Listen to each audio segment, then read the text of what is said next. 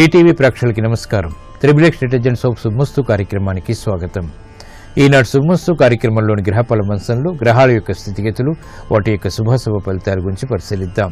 అలాగే ఈరోజు 12 రాశుల వారికి ఏ సంఖ్యలు కలిసి వస్తాయి, రంగుల యొక్క ప్రాధాన్యత, ఈరోజు లక్ష్మీవారం లేదా గురువారం, శ్రీ షిర్డీ సాయిబాబాకి చాలా ప్రీతికరమైనటువంటి రోజు. మరి భక్తులు 12 రాశుల వారు శ్రీ షిర్డీ సాయిబాబాని ఎటువంటి ప్రక్రియలతో పూజించాలి అనేటువంటి అంశంతో పాటు దైవం కంటే కూడా గురువు అనుగ్రహం మొదట చాలా ముఖ్యమైంది. మరి గురువు అనుగ్రహం కోసం ఎటువంటి సులభ ప్రక్రియలు పాటించాలో నేటి పరిహార ప్రక్రియలో పరిశీలిద్దాం. అలాగే రోజు 12 రాశుల వారు ముఖ్యంగా చేపట్టవలసినటువంటి కార్యక్రమాలు ఏమిటో కూడా తెలుసుకుందాం. ముందుగా నేటి పంచాంగ వివరాలు. శ్రీ దుర్ముఖి నామ సంవత్సరం శ్రావణ మాసం దక్షిణాయనం వర్ష ఋతువు. ఈరోజు శ్రావణ శుద్ధ అష్టమి, నవమి తిథిద్వయం, శుభ ప్రయత్నాలకి పనికి వస్తుంది. మరో విశేషం, నేటితో గోదావరి అంత్య పుష్కరాలు పరిసమాప్తమవుతాయి. ఈరోజు లక్ష్మీవారం లేదా గురువారం, బృహస్పతి యొక్క పరిపాలన పూర్తిగా ఉంటుంది. ఈరోజు చేపట్టేటువంటి ఆధ్యాత్మిక కార్యక్రమాలు, పుణ్య కార్యక్రమాలు, గోసేవ, శనగల దానం, బృహస్పతి యొక్క జపం, శ్రీ దక్షిణామూర్తి యొక్క ఆరాధన, పూజలు, అభిషేకాది కార్యక్రమాలు, ఏకాదశి పూర్వక రుద్రాభిషేకం ఉత్తమ ఫలితాలను కలిగిస్తుంది. గురు ప్రీతికి దోహదపడతాయి. శుభ ఫలితాలని పొందవచ్చు. ఇక ఈ రోజు నక్షత్రం విశాఖ నక్షత్రం. ఈ విశాఖ నక్షత్రంలో ఈ రోజు పుట్టేటువంటి వారికి బృహస్పతి యొక్క మహాదశుడు ప్రారంభమవుతుంది. అనుకూల లగ్నాల్లో ఇది శుభ ఫలితాలని కలిగిస్తుంది. ఈ తర్వాత వచ్చేటువంటి నక్షత్రం అనురాధ. ఈ అనురాధ నక్షత్రంలో చేపట్టేటువంటి కార్యక్రమాలు విజయవంతమవుతాయి. ఈ రోజు ఈ అనురాధ నక్షత్రంలో పుట్టేటువంటి వారికి దోషం లేదు, శుభప్రదం. ఈ రోజు మరో విశేషం, బృహస్పతి యొక్క సంచారం సింహరాశి నుంచి కన్యారాశిలోకి రాత్రి 9:22 ఏర్పడుతుంది. ఇది ముఖ్యంగా వృషభ రాశి వారికి, అలాగే సింహరాశి వారికి, వృశ్చిక రాశి వారికి, మీనరాశి వారికి శుభప్రదం. జీవితంలో శుభ ఫలితాలని పొందగలుగుతారు. అలాగే ఆగిపోయినటువంటి కార్యక్రమాలన్నీ కూడా పునఃప్రారంభించగలుగుతారు. ఆర్థిక పరిస్థితి కూడా మెరుగవుతుంది. ఈరోజు లక్ష్మీవారం లేదా గురువారం, శ్రీ దక్షిణామూర్తి యొక్క ఆరాధన, అభిషేకాది కార్యక్రమాలు పుణ్యఫలాన్ని కలిగిస్తాయి, శుభ సంఘటనల్ని కలిగిస్తాయి, శాంతి సౌఖ్యాలను పెంపొందింపచేస్తాయి. శుభమస్తు వీక్షిస్తున్నటువంటి ప్రేక్షకులందరికీ కూడా శ్రీ దక్షిణామూర్తి యొక్క అనుగ్రహం కలగాలని ప్రార్థిద్దాం. మందస్మిత స్ఫురిత ముగ్ధ ముఖారవింద కందర్పకోటి శత సుందర దివ్యమూర్తిం ఆతామ్ర కోమల జటా ఘటితేందులేఖం ఆలోకయే వటతటీ నిలయం దయాళుం కందళిత బోధముద్రం కైవల్యానంద సంవిదున్నిద్రం కలయే కంచన రుద్రం కరుణారసపూరపూరిత సముద్రం జయదేవ మహాదేవ జయ కారుణ్య విగ్రహ జయ భూమిరుహావాస జయ వీరాసన స్థిత జయ కుందేందు పాఠీర పాండురాంగ గజాపతే జయ విజ్ఞాన ముద్రాక్ష మాలావీణాల సత్కరా. ఇప్పుడు 12 రాశుల వారికి ఏర్పడేటువంటి శుభాశుభ ఫలితాన్ని పరిశీలిద్దాం. ముందుగా మేషరాశి. ఈ రోజు మేషరాశి వారిని పరిశీలించినట్లయితే ఆర్థిక వ్యవహారాల్లో అయోమయ పరిస్థితులు ఉన్నప్పటికీ నెట్టుకు రాగలుగుతారు. మానసిక ఆందోళన పెరుగుతుంది. అకారణ విషయాల్లో ఏర్పడినటువంటి ప్రతికూలత కూడా ప్రబలమవుతుంది. గృహ విషయాల్లో ఆచితూచి వ్యవహరించాలి. అకారణ కలహాల ద్వారా సమస్యలు ప్రబలమవుతాయి కాబట్టి జాగ్రత్తలు వహించాలి. నూతన కార్యక్రమాలని వృత్తిపరంగా చేపట్టగలుగుతారు. కార్యక్రమ నిర్వహణలో నైపుణ్యం పారిశ్రామిక రంగం వారికి తప్పనిసరి. ఉద్యోగస్తులకి చేపట్టేటువంటి కార్యక్రమాలపై శ్రద్ధ తగ్గుతుంది.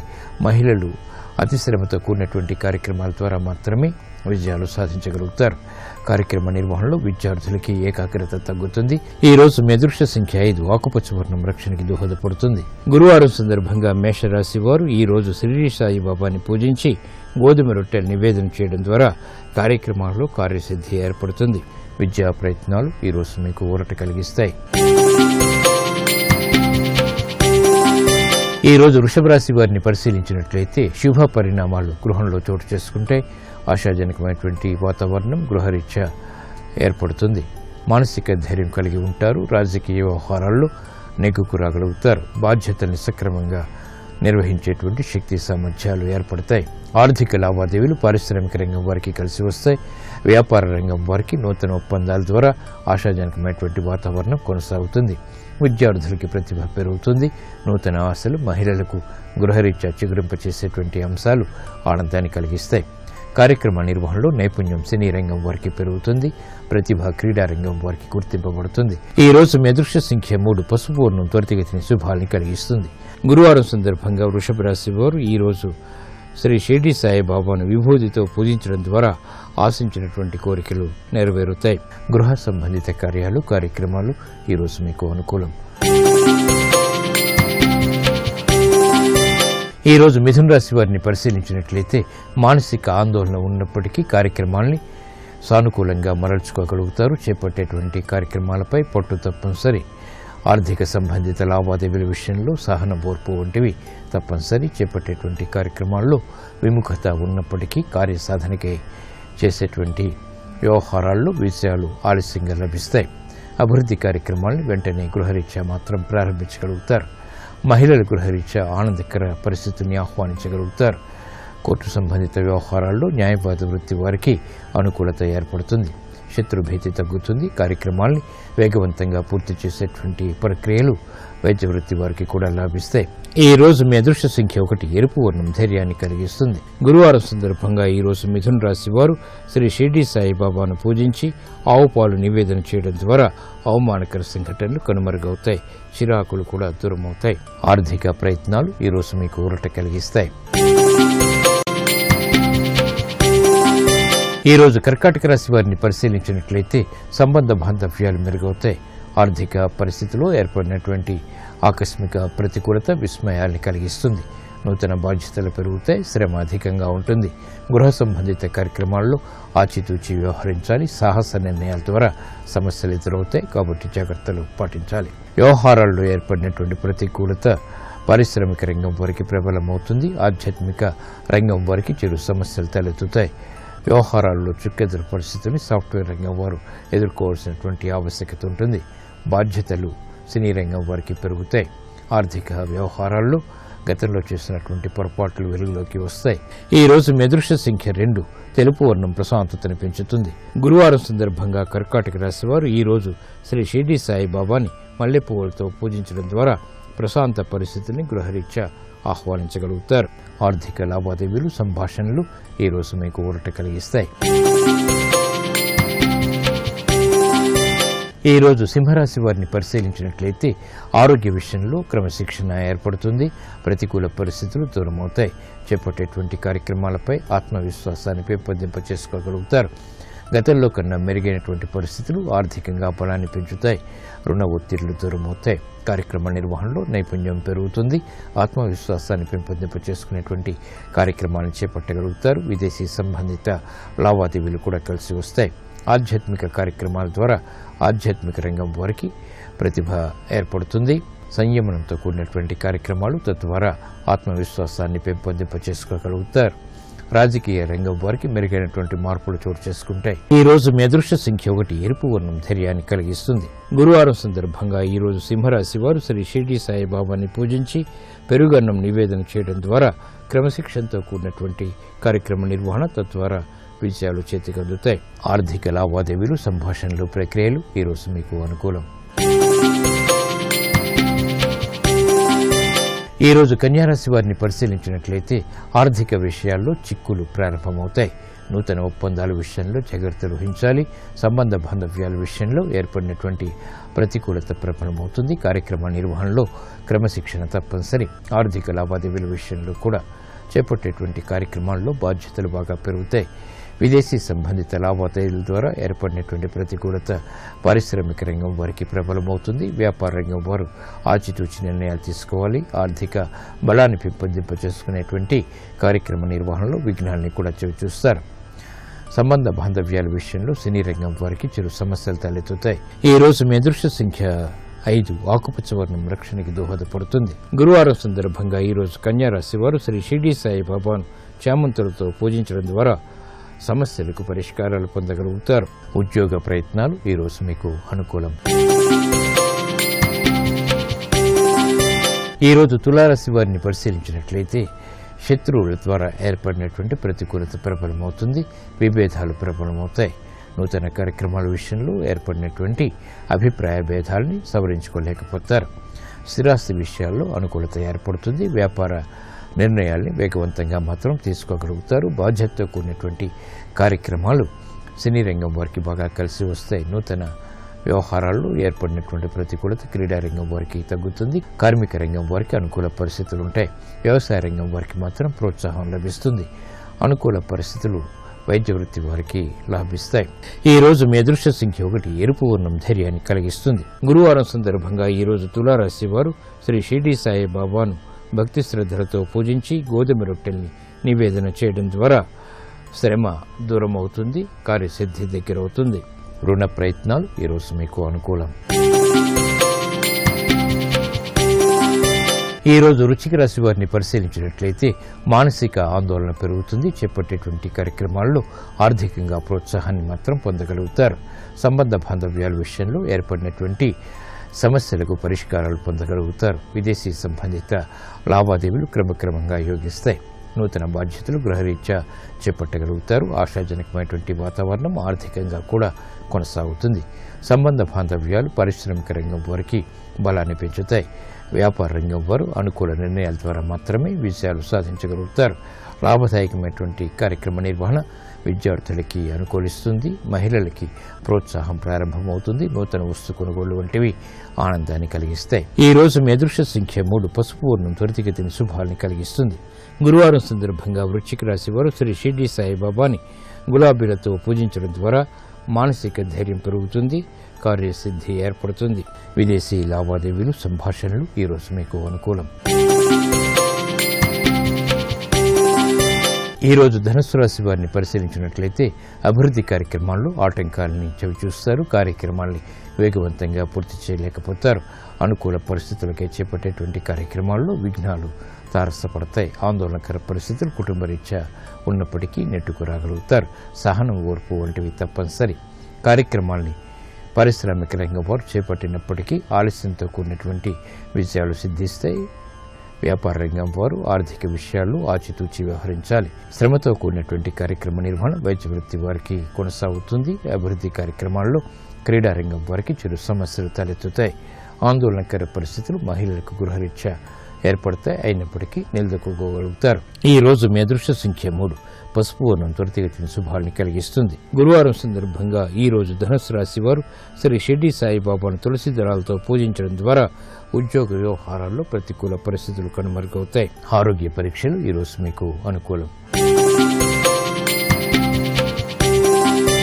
ఈ రోజు మకర రాశి వారిని పరిశీలించినట్లయితే వేగవంతమైనటువంటి నిర్ణయాలు ఆర్థికంగా కలిసి వస్తాయి.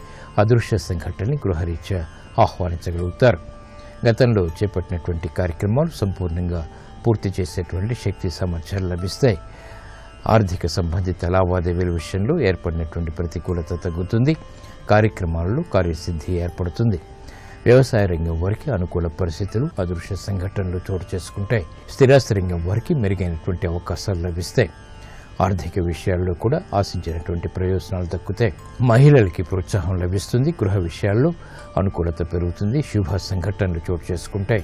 ఈ రోజు మీ అదృష్ట సంఖ్య 1 ఎరుపు వర్ణం ధైర్యాన్ని కలిగిస్తుంది. గురువారం సందర్భంగా ఈ రోజు మకర రాశి వారు శ్రీ షిరిడి సాయిబాబాని విభూతితో అభిషేకించడం ద్వారా ఆర్థిక విజయాలు సాధించగలుగుతారు.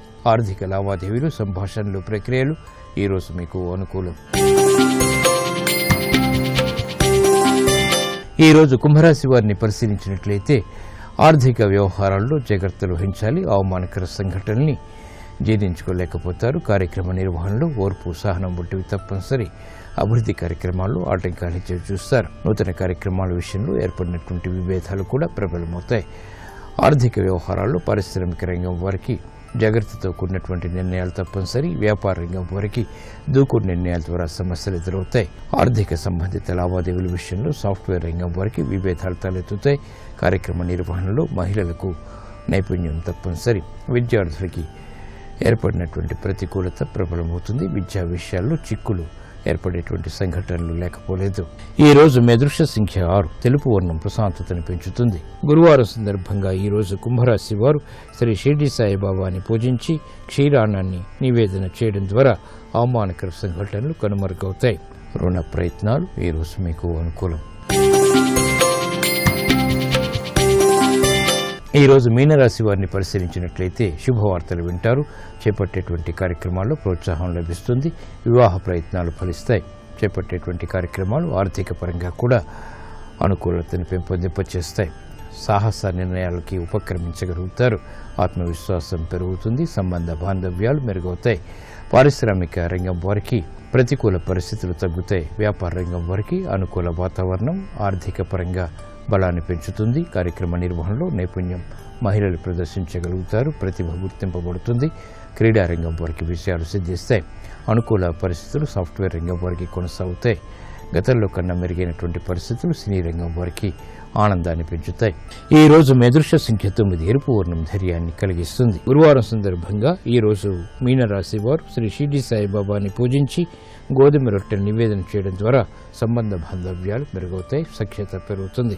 రాజకీయ నిర్ణయాలు ఈరోజు మీకు అనుకూలం.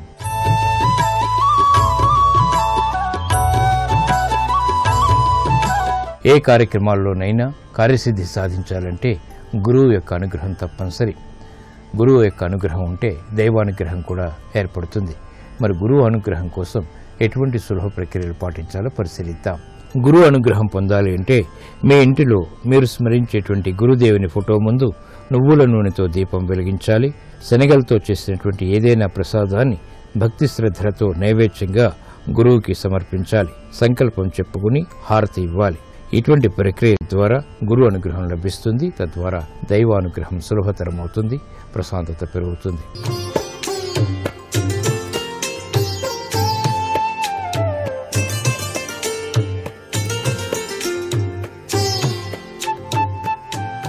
XXX డిటర్జెంట్ సోప్ శుభమస్తు కార్యక్రమంలో గృహబలం అంశానికి స్వాగతం.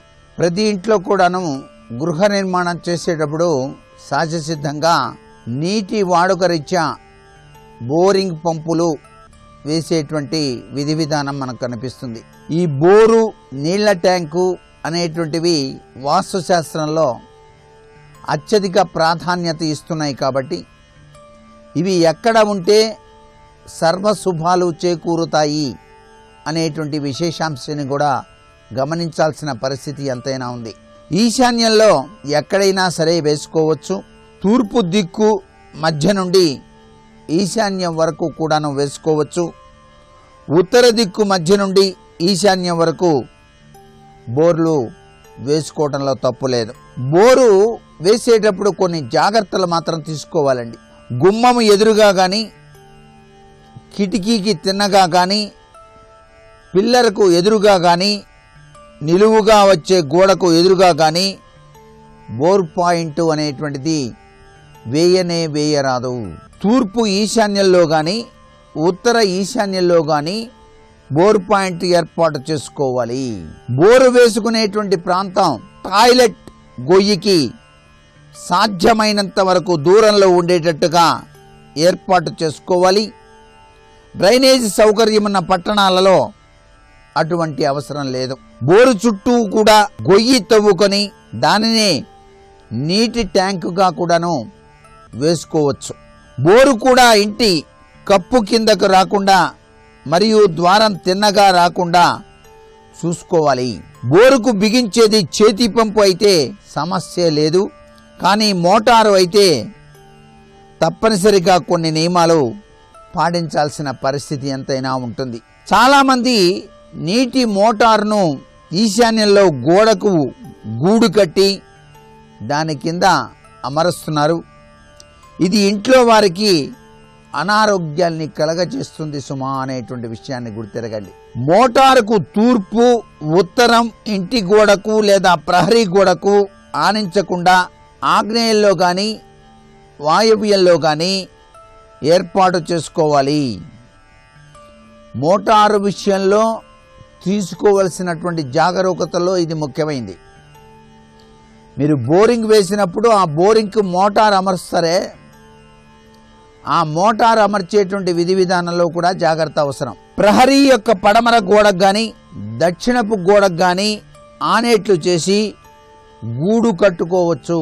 ఈశాన్యంలో నీరు ఉండాలి కాబట్టి మోటారు కూడా ఈశాన్యంలోనే ఉండాలనుకోవటం పొరపాటు. కేవలం బరువు విషయమే మనం ఆలోచించాలి. మోటార్ను ఎట్టి పరిస్థితుల్లోనూ ఈశాన్యంలో ఉంచరాదు. పడమర మరియు దక్షిణాలలో మోటార్ను ఎక్కడైనా ఏర్పాటు చేసుకోవచ్చు. మోటార్ బోరుకు మరీ దూరం అయిపోతుందనుకుంటే వాయువ్యంలో కానీ ఆగ్నేయంలో కానీ తూర్పు ఉత్తరపు గోడలకు కానీ ఆనకుండా వేసుకోవాలి. కొంతమంది మోటారుకు ఈశాన్యంలో గొయ్యి తవ్వి ఆ గోతిలో మోటార్ బిగిస్తున్నారు. దీనివల్ల కూడా ఇనుము రూపంలో మరీ ఎక్కువ బరువు పడినట్లు అవుతుంది. ఇనుముకు సంబంధించిన చిన్న చిన్న బరువులు ఈశాన్యంలో ఉండవచ్చు, కానీ మోటారు వంటి యంత్రాలు ఈశాన్యంలో అసలు బిగించరాదు. నీటి ట్యాంక్ అనేటువంటిది ఎక్కడ వేసుకోవాలి? నీటి ట్యాంకులు రెండు రకాలుగా ఉన్నాయి. ఒకటి భూగర్భంలో వేసుకునేటువంటి నీటి ట్యాంకు, భూమిపైన కానీ పై అంతస్తులో స్లాబ్ మీద కానీ వేసుకునేటువంటి నీటి ట్యాంకులు. ఇది తూర్పులో మధ్య భాగం నుండి, అనగా తూర్పుకు 11 సమాన భాగాలుగా చేసి ఆగ్నేయ మూల నుండి 6వ భాగం అంతమైన తరువాత నీటి ట్యాంకుకు మొదలయ్యేటట్టుగా వేసుకోవటం మంచిది. ఉత్తరంలో వేసుకోదలిస్తే ఉత్తర దిక్కును 11 సమాన భాగాలు చేసి వాయువ్య మూల నుండి 6వ భాగం దాటిన తర్వాత నీటి ట్యాంకు భూగర్భంలో వేసుకోవచ్చు. దక్షిణంలో కానీ పడమరలో కానీ వాయువ్యంలో కానీ ఆగ్నేయంలో కానీ నీటి ట్యాంకు కానీ లేదా మరేదైనా గొయ్యి కానీ ఎట్టి పరిస్థితుల్లోనూ జాగ్రత్త తీసుకోవాలి. నీటి ట్యాంకు యొక్క గోడ భూమి మట్టానికి పైకి పెరగకుండా జాగ్రత్త పడాలి. భూమట్టానికి పైకి పెరిగేటట్టుగా కనుక నీటి నిల్వ చేసేటువంటివి నిర్మాణం చేసినట్లయితే అనర్థదాయకము వాస్తుశాస్త్రరీత్యా అనేటువంటి విషయాన్ని ఇక్కడ గమనార్హం. భూగర్భంలో నీటి ట్యాంకు ద్వారం ఎదురుగా మాత్రం ఎప్పుడూ ఉండకూడదు. అలాగే పిల్లర్ ఎదురుగా కానీ నిలువుగా వచ్చే గోడకు ఎదురుగా కానీ నీటి ట్యాంక్ అనేటువంటిది ఉండకూడదు. ఇంటి ఈశాన్యం నుంచి ప్రహరీ ఈశాన్యం మూల వరకు ఉన్న ఖాళీలో నీటి ట్యాంకు వేయరాదు. అంటే నీటి ట్యాంకు ఉత్తర ఈశాన్యంలో కానీ తూర్పు ఈశాన్యంలో కానీ గుండ్రంగా వేసుకోవాలి. ఈ విధంగా గుండ్రంగా వేసుకోవడం చాలా మంచిది. ఈశాన్యంలో నీరు ఉండాలని మనకు వాస్తుశాస్త్రం చెబుతోంది. ఈ విషయాన్ని భుజాన వేసుకొని ఈశాన్యంలో పెద్ద పెద్ద ట్యాంకులు భూమి లోపలికి కాకుండా భూమిపైన ఎత్తుగా కట్టినట్లయితే అది చాలా అరిష్టమవుతుంది అనేటువంటి విషయాన్ని కూడా గుర్తుపెట్టుకోండి. ఈశాన్యంలో గుంట ఉండవచ్చు, నీటి గుంట, అంతేగాని పెద్ద తొట్టి కట్టేస్తానండి ఈశాన్యంలో అంటే కుదరదు. ఈశాన్యంలో మురికి గొయ్యి డ్రైనేజీ ఉండొచ్చా లేదా అని చెప్పేసి చాలామంది భావిస్తూ ఉంటారు. మురికి అనేటువంటి విషయం మరి ఈశ్వర స్థానం ఈశాన్యం అటువైపు ఉండటం మంచిదా కాదా అనేది అందరికీ అర్థమైపోతుంది. ఈశాన్యంలో పల్లం ఉన్నప్పుడే మనం వాడినటువంటి నీరంతా కూడాను బయటికి వెళ్తుంది. కాబట్టి ఒక తూము లాంటిది ఈశాన్యంలో ఏర్పాటు చేసుకుని బయటికి వెళ్ళే విధి విధానాన్ని అమర్చుకోవడంలో తప్పు లేదు. ఇంట్లో వాడినటువంటి నీరు, వాడుక నీరు అదంతా ఈశాన్యం నుంచి బయటికి వెళ్ళిపోవచ్చు, తప్పు లేదు వాస్తుశాస్త్రరీత్యా. మరికొన్ని ముఖ్య విషయాలు రేపటి శుభమస్తు కార్యక్రమంలో తెలుసుకుందామా? మరి సర్వే జనా సుఖినో భవంతు.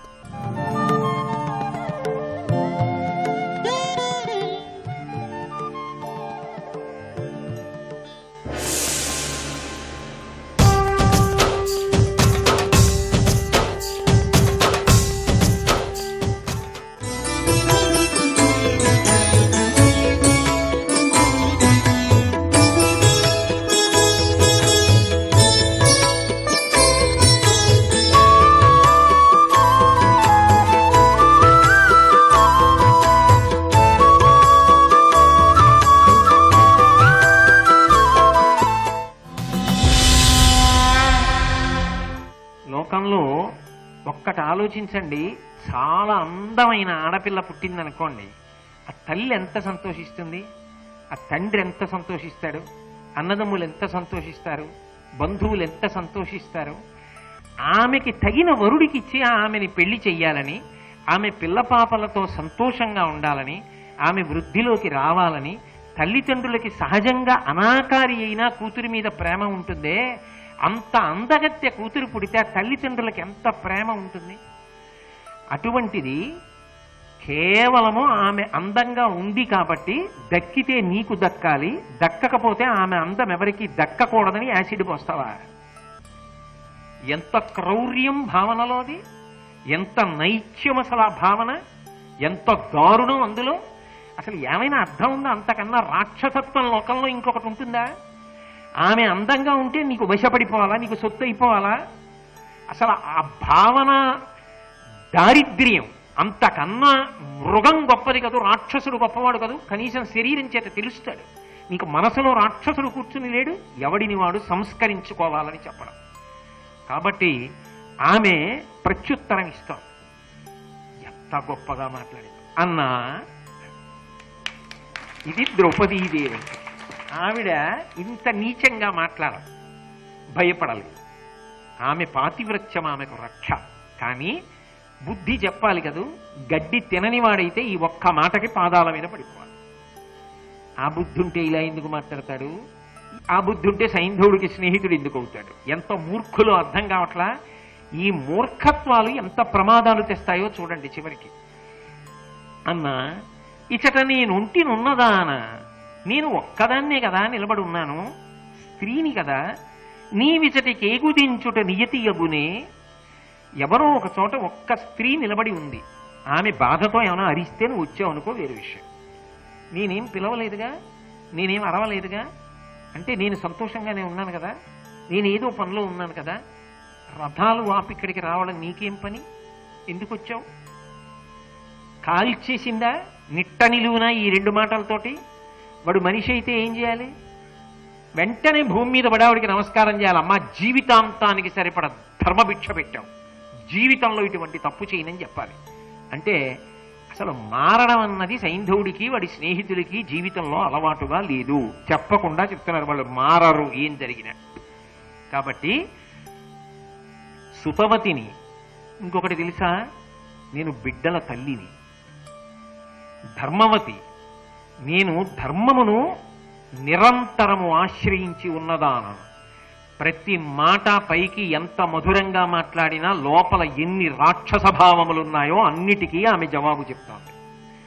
నేను సుతవతిని, బిడ్డలున్నదానను, విశేషించి ధర్మాన్ని నమ్మి బ్రతుకుతున్నదాన్ని, ధర్మానుష్ఠానం చేసేటటువంటి దాన్ని. నన్ను ఇతరకాంతగా తలంచి, మనసులో ఏమనుకున్నావో, ఎటువంటి దాన్ని అనుకున్నావో, పెక్కులు వల్క కాదు నీకు, అన్నీ మాట్లాడవలసిన అవసరం నీకు లేదు అని ఎంత అద్భుతమైన మాట అండి. నువ్వెవరో చెప్పావు, నువ్వెవరో నాకు తెలుసు, శిబి చక్రవర్తి వంశంలో పుట్టినవాడివి నువ్వు అంది. ఎవరు శిబి చక్రవర్తి? తన దగ్గరికి వచ్చి శరణాగతి చేసిన ఒక పక్షిని కాపాడడానికి తొడలోని మాంసాన్ని కోసి ఇచ్చి శరీరం వెళ్ళిపోయిన శాశ్వతమైన కీర్తి గణించినవాడు, తన బలాన్ని లోకహితానికి ఉపయోగించినవాడు. అటువంటి వాడి వంశంలో పుట్టావు, కాల్సనా ఇలా బ్రతకడం? ఆమె చింతకర్రలు కాల్చి అందులోకి తోస్తోంది, వాడు అర్థం చేసుకోగలిగింది. శిబి చక్రవర్తి వంశంలో పుట్టావు, నీ పేరు కోటికాస్యుడు, నాకు తెలుసు. నేనెవరనుకుంటున్నావా? పాంచాల మహారాజు గారి అయినటువంటి ద్రుపద మహారాజు గారి యొక్క కూతురిని. నేనేదో సామాన్య కాంతనేమో అనుకుని మాట్లాడుతున్నావు, అంత తేలికగా వశపడతాననుకున్నావు మనసులో. నేను పాంచాల రాజు యొక్క కుమార్తె అయినటువంటి ద్రౌపదీదేవిని. నా పేరు కృష్ణ. పాండవులు, ధర్మరాజు, భీముడు, అర్జునుడు, నకులుడు, సహదేవుడు 5గురికి ధర్మపత్నిని. పాండవులు అరణ్యంలో వేటకు వెళ్ళారు. వాళ్ళు ధర్మాత్ములు, అతిథి మర్యాద తెలిసిన వాళ్ళు. వాళ్ళు కొద్దిసేపట్లో వెనక్కి వస్తారు. అంటే ఆమె ఉద్దేశ్యం వాళ్ళ పేరు చెప్తే పారిపోవాలి. వాళ్ళు వేటకి వెళ్ళారు, ఆ వేట అక్కడతో ఆగిపోయేటట్టుగా బ్రతుకు. ఆ వేట ఇక్కడికి వచ్చాక కూడా కొనసాగకుండా వెళ్ళిపో. అవి మృగాలు, నువ్వు నరమృగానివి. ఏదైనా నరుడిలోనైనా మృగత్వం కనపడితే వాళ్ళు వదిలిపెట్టారు. ఆ స్థితి కనపడక ముందు వెళ్ళిపో. మాతృహృదయంతో మాట్లాడు.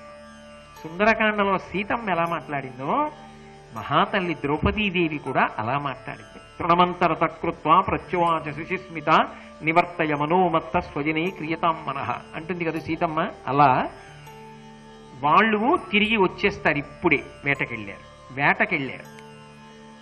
క్రూర మృగాల్ని వేటాడుతూ ఉంటారు. తినడానికి సాధు మృగాల మాంసం కూడా తీసుకొస్తారు. నువ్వు నరుడిగా నిలబడితే అతిథి మర్యాదలు చేస్తారు. మృగంలా ప్రవర్తిస్తే వేటాడతాడు. ఇంకా ఏమైనా మాట్లాడావా? ఆవిడ మాటకి ఆయన మాటకి ఎంత తేడా!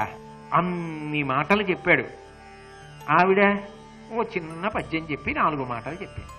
కానీ నిజంగా అర్థం చేసుకోగలిగిన వాడైతే ఇంకింతకన్నా ఏం కావాలండి అని చెప్పి ఆమె పర్ణశాలలోకి వెళ్ళిపోయింది. ఇంకా నిలబడలేదు. అంటే దాని ఉద్దేశ్యం ఏమిటి? నేను ఆతిథ్యం ఇవ్వను, నువ్వు పరపురుషుడివి, నీకేమైనా పనుందా? పాండవులు వచ్చేస్తారు కాసేపట్లో. వాళ్ళు ధర్మాత్ములు, వంశమర్యాద తెలుసున్న వాళ్ళు. అతిథివి, ఎవరివో వచ్చావు, నీకేం కావాలో నాకు తెలియదు. నీకేం కావాలో నేను వినదలుచుకోలేదు. ఎందుకని? నీకేం కావాలని అడిగితే వాడి నోటి వెంట ఏమొస్తుందో కనిపెట్టలేని అమాయకురాలు కాదు. అందుకే నీకేం కావాలో ఆ అతిథి మర్యాద పాండవులు చేస్తారు. వాళ్ళు వచ్చాక చెప్పు నీకేం కావాలో. అప్పుడు ఆ వేట అక్కడతో ఆగాలా, కొనసాగాలా? ఆ వేట కొనసాగకుండా నువ్వు వెళ్ళిపోవాలా నిర్ణయించుకో. అమ్మ బాబోయ్, ఎంత నిక్షేపించిందంటే అసలు ఆ మాటలో. అది ద్రౌపదీదేవి అంటే. అలా మాట్లాడటం ఇవాల్టి సమాజంలో ప్రతి స్త్రీ నేర్చుకోవాలి ద్రౌపదీదేవిని చూసి. కాబట్టి ఆ తల్లి ఈ మాటలు చెప్పి పర్ణశాలలోకి వెళ్ళిపోయింది. అంటే తుచ్చుడా, నీవు నాతో మాట్లాడక్కర్లేదు, ఇక్కడ నిలబడక్కర్లేదు, అన్యాపదేశంగా చెప్పేసి వీడు భుజాలు ఎగరేసుకుంటూ సైంధవుడి దగ్గరికి వెళ్ళాడు. వెళ్ళి ఆమె ద్రౌపదీదేవి పాండవుల యొక్క ఇల్లాలు, ద్రుపద మహారాజు కుమార్తె. వాడికి తెలియదేమిటి, బంధుత్వం ఉన్నవాడు తెలియదు పాండవుల యొక్క ఇల్లాలు ద్రౌపదీదేవి అని వాడికి తెలుసు. ఆయనకి చెప్పాడు. ఆయన వెంటనే ఆమెని ఎత్తుకుపోవాలని సంకల్పం చేశాడు. సంకల్పం చేసి యోధులైనటువంటి వీరుల్ని కొంతమందిని వెంట పెట్టుకుని సింహం ఉన్నటువంటి గుహలోకి తోడేలు ప్రవేశిస్తే ఎలా ఉంటుందో అలా తాను ఆ ద్రౌపదీదేవి ఉన్నటువంటి పర్ణశాల లోపలికి వెళ్ళాడు. లోపలికి వెళ్ళి వామాక్షి, ఏమిటి తేడా? కోటికాశ్యుడైతే మృగముల యొక్క కన్నులతో పోల్చాడు, ఈయనైతే వామాక్షి, అందమైన కన్నులున్నదానా? చెల్లెల్ని అలాగా పలకరిస్తారు లోకంలో ఏ అన్న అయినా. ఆమె నిజానికి ఎంత బాధలో ఉంది. ఒక పక్క దిక్కుమాలిన దుశ్శాసనుడు వస్త్రాపహరణం చేసే ప్రయత్నం చేశాడు. దుర్యోధనుడు తొడ చూపించి కూర్చోమన్నాడు.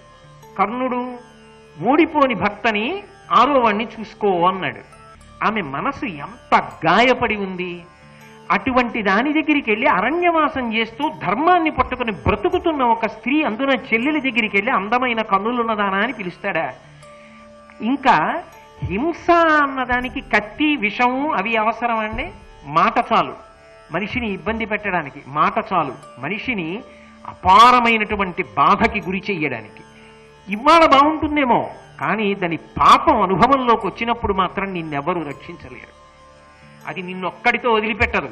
నిన్ను, నీ వారిని, నీ చుట్టూ ఉన్నవారిని కలిపి కాల్చేస్తుంది. ఆనాడు ఆర్తనాదం చేసినా నిన్ను రక్షించేవాడు ఉండడు.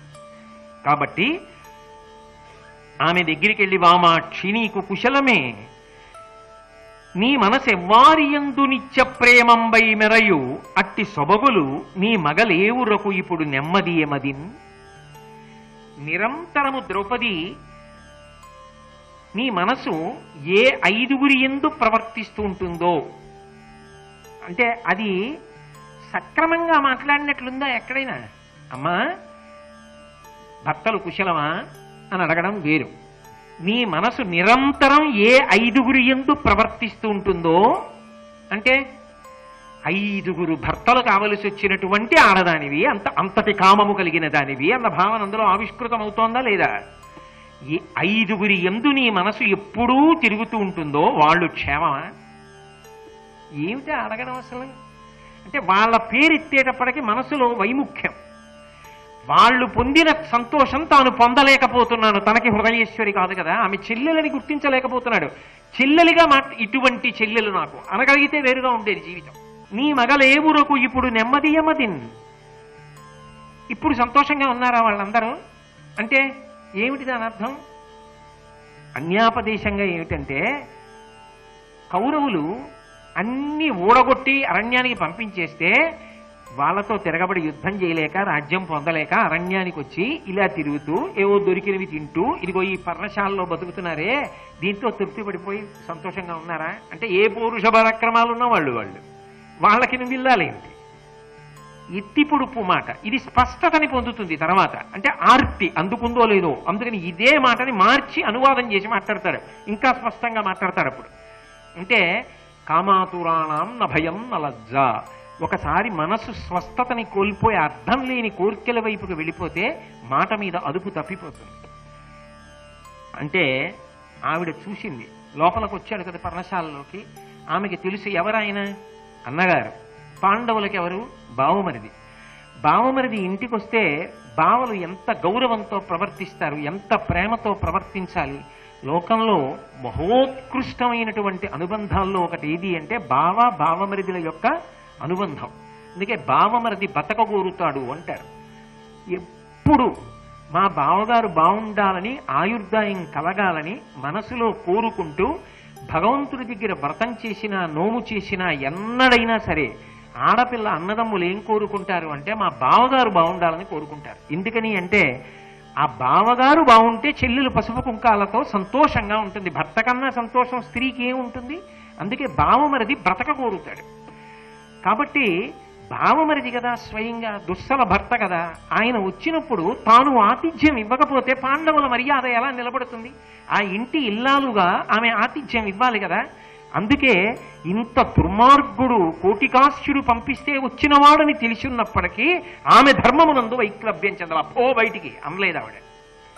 తన వైపు ధర్మాన్ని తాను నిర్వర్తిస్తూ అంది. స్థిరమతులైన పార్థులకు సేమమ నీకు సనామయంబే భూవర తగ విందవైతి కురువర్యుల ఇంటికి అట్లు కావునం బరుపడి ఆసనక్రియయు పాద్యము గైకొను మదరంబుతో సరస కురంగ మాంసముల జల్పుము భోజన కృత్యమిత్తరిన్.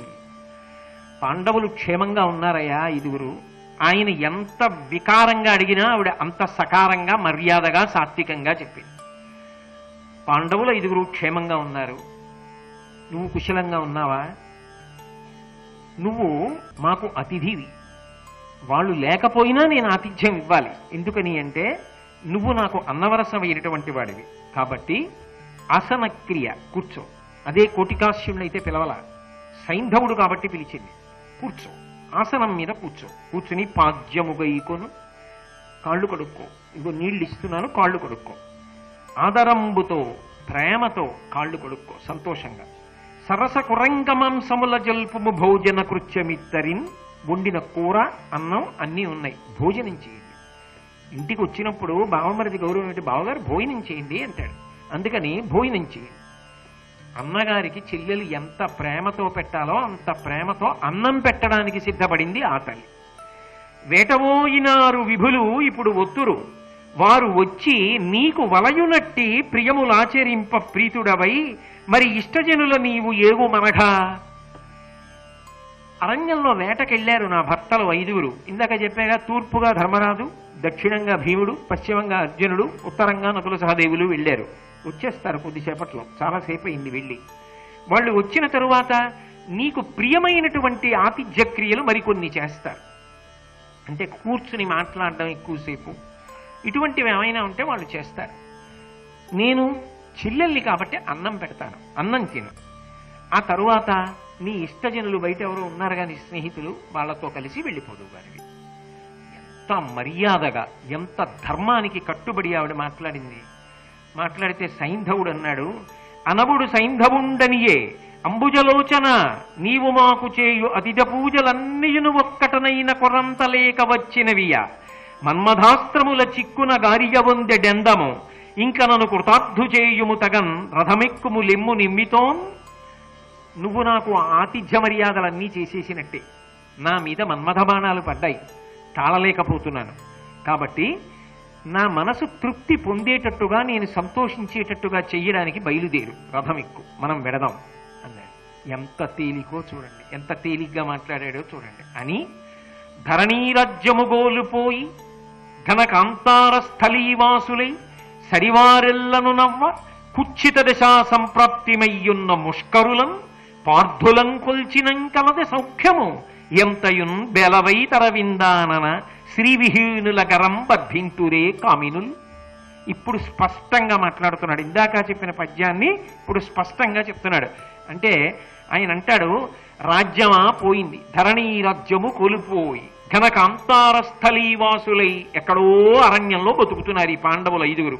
సరివారెల్లను నవ్వ, చుట్టుపక్కల ఉన్నవాళ్ళు బంధువులు అందరూ నవ్వుతున్నారు, ఇంత చేతకాని వాళ్ళ 5 అని. కుచ్చిత దశా సంప్రాప్తిమయ్యున్న దారుణమైనటువంటి దారిద్ర్యంతో ఉన్నారు ముష్కరులు, ఎందుకు పనికి మాలిన వాళ్ళు, వాళ్ళు ఏమీ సాధించలేని వాళ్ళు. అటువంటి 5 కలిసి ఉంటే నీకు ఏ సౌఖ్యం ఉంటుంది? కాబట్టి ఎంత బెలవైతి అరవిందానన, ఎంత అమాయకురాలివి, ఇంకా వాళ్ళ వల్ల ఏ సుఖం ఉంటుంది? శ్రీవిహీనుల కరం వర్ధింతురే కామినుల్. అసలు ఎక్కడైనా స్త్రీని పోగొట్టుకున్న వాళ్ళు, అంటే ధనాన్ని పోగొట్టేసుకున్నటువంటి పురుషుడితో ఇంకా భారీగా ఉండడానికి ఇష్టపడతారా? కాబట్టి వచ్చేయి. ఇందులో మీరొక్క విషయాన్ని బాగా గుర్తుపట్టాలి. ఆయన దృష్టికోణం ఏమిటంటే, ఒక స్త్రీ భార్యాస్థానంలో భర్త పక్కన ఎంతకాలం ఉంటుంది అంటే, ఆయన ఐశ్వర్యవంతుడై ఉన్నంత కాలమే ఉంటుంది. ఆయనకి ఐశ్వర్యము ఎందుకు ఉండాలి అంటే, ఆమె భోగములను అనుభవించడానికి.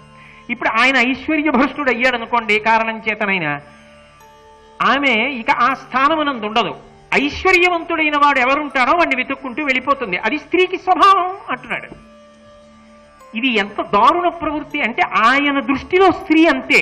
శాస్త్రం దృష్టిలో కానీ, మహాత్ముల దృష్టిలో కానీ, ధర్మాత్ముల దృష్టిలో కానీ కాదు. రావణాసురుడు ఇదే మాటలు మాట్లాడతాడు. మాట మారుతుంది. సంస్కృత శ్లోకం, పిబ విహర రమస్వ భుంచ్వ భోగాన్ ధన నిచయం ప్రదిశామి మిదినించ మయి లలలనే యథాసుఖత్వం తైచ సమేత్త లలంతు బంధవాస్తే అంటాడు. ఏమి రాముడు అరణ్యవాసం చేస్తున్నాడు, బంధువులు పక్కన లేరు, దుర్భర దారిద్ర్యంలో ఉన్నాడు, దుఃఖంలో ఉన్నాడు. కృపణుడు ఎక్కడో పడున్నాడు. ఆయన భర్త ఏమిటి? పిబ విహర రమస్వ భుంక్వ భోగాన్, ఈ లంకాపట్టణంలో కావలసినవన్నీ తిను, తాగు, హాయిగా భోగం అనుభవించు, నా పాన్పు చేరు. కావాలంటావా నీ పుట్టింటి వాళ్ళకు కూడా ఐశ్వర్యం ఇస్తానన్నాడు. ఏమిటి తేడా? త్రేతాయుగంలో రావణుడు మాట్లాడినా అంతే, ద్వాపర యుగంలో సైంధవుడు మాట్లాడినా అంతే, కలియుగంలో ఇంకొకటి ఇటువంటి వాడు మాట్లాడినా అంతే. వ్యక్తులు మారతారు, మాటలు ఇలాగే ఉంటాయి. అది మహిష ప్రవృత్తి అంటారు, దున్నపోతు యొక్క మనస్తత్వం. వాడి దృష్టిలో అంతే స్త్రీ. కానీ ఆమె లేనినాడు పురుషుడికి పుణ్యకర్మాచరణ యోగ్యత కూడా లేదు. ఆమె వెళ్ళిపోయిందనుకోండి, ఎంత డబ్బుండనివ్వండి, ఎంత శాస్త్ర పరిజ్ఞానం ఉండనివ్వండి, యజ్ఞంలో యజమానుడిగా కూర్చోలేడు. కడుపున పుట్టిన కూతురిని కన్యాదానం చెయ్యలేడు. ఆమె లేనినాడు జీవితంలో సుఖశాంతులు లేవు. ఆమె లేని ఇల్లు ఇల్లే కాదు, గృహిణీ గృహముచ్యతే. ఆమెయే ఇల్లు, ఆమెయే శాంతి స్థానం. ఆమె లేనినాడు పురుషుడికి జీవితం ఇహము పరము రెండూ లేవు. అంత గొప్ప స్థానము ఆమె. రాముడి దృష్టిలో సీతమ్మ వేరు, పాండవుల దృష్టిలో ద్రౌపది వేరు, రావణుడి దృష్టిలో, సైంధవుడి దృష్టిలో, ఇటువంటి వాళ్ళందరి దృష్టిలో, మహిషాసురుడి దృష్టిలో స్త్రీ అంతే.